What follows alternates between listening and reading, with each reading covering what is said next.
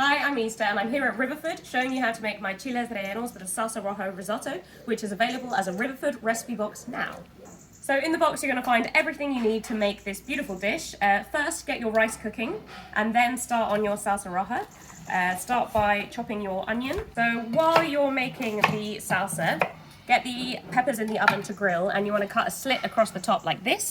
The great part about the salsa is that everything pretty much goes into the pan at the same time. So I've got butter, olive oil, onion, cherry tomatoes going in.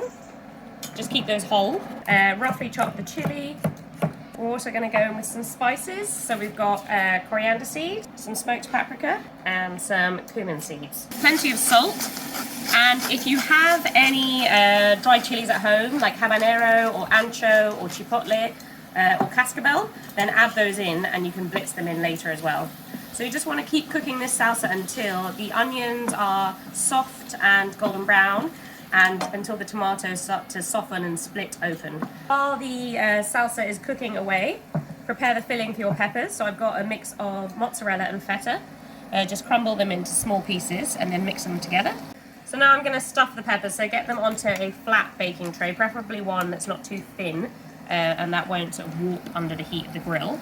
And then stuff them with the cheese mix. So while the salsa is finishing up, we're going to stick these under the grill and cook them until the cheese is nice and melted and bubbling. The onions are nice and golden and the tomatoes have softened and broken open. We are ready to blitz this. So now that the chiles have finished cooking, they're nice and melted and hot, we're going to finish the risotto. So add your cooked rice to the pan that you cook the salsa in, along with the salsa. So you are after a loose risotto consistency. So you just want to add a splash of water to loosen it up, just a little bit. Always very important.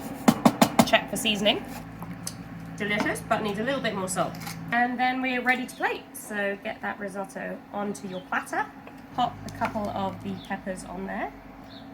Drizzle generously with oil. Squeeze over half of that lime. And then finish with spring onions, bit of coriander, and there you have it.